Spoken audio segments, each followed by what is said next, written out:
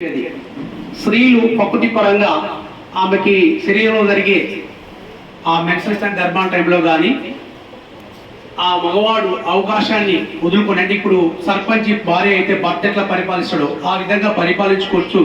స్త్రీని అనగదొక్కి పురుషాధిక ప్రపంచం వచ్చింది. మాతృస్వామ్యమే ఉంది ఫస్ట్, తమ్ముడు చెప్పినట్టు.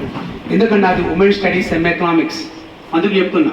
ఫస్ట్ సాకల ఐలమ్మ తెలంగాణ సాయుధ పోరాటానికి మూల బీజం, ప్రజాకాల ఉద్యమానికి మూల బీజం మహిళలే. అగ్రికల్చర్ 80% మహిళలే. ఎక్కడ చూసినా మన భారతదేశంలో తమ్ముడు చెప్పినట్టు అన్ని నదులు, జీవనదులు మొత్తం కూడా మహిళల పేర్లు ఉంటాయి. అన్ని జీవనదులు ఎందుకు పెడతారంటే ప్రకృతి ఇస్తుంటుంది, ప్రకృతి నుంచి మనం పొందుతుంటాం. తల్లి గర్భం నుంచి జన్మనిస్తుంది.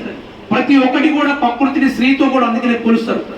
అదే ప్రకృతి ఉదయం అలాకారం ఉంటుంది, సూర్యకిరణాలు పడుతుండే. అదే ప్రకృతి మధ్యాహ్నం నీడిస్తుంది. అదే ప్రకృతి నైట్ కూడా భయాన్ని పెట్టుద్ది. That is the Bhadrakali. మనం చెప్పుకుంటాం శక్తి స్వరూపిణి అని. శక్తి స్వరూపిణిని తట్టుకోవడానికి ముగ్గురు త్రిమూర్తులు తట్టుకోలేకపోయారు.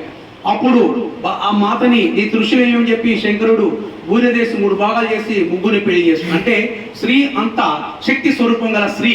అందుకనే తమ్ముడు టచ్ చేశాడు. భారతదేశ సంస్కృతి కర్మభూమి, జన్మభూమి. ఈ భూమిలో పుట్టడమే ఒక గొప్ప. కాబట్టి కుటుంబ వ్యవస్థ ఉన్నంతకాలం ఇయాటికి మనం ఇతర దేశాల్లో మదర్స్ డే, ఫాదర్స్ డే వస్తాయి. వాడు ఎవరికో పుడతాడు, ఎవరికో జన్మిస్తాడు, ఎక్కడో ఉంటాడు.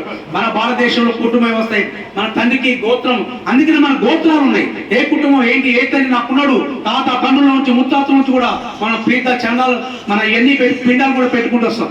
కుటుంబ వ్యవస్థ మనం అంటే హక్కుల్లో బాధ్యత కూడా కుటుంబ వ్యవస్థను కూడా నిలబెట్టేదే మన అక్క కూడా అదే చేస్తుంది.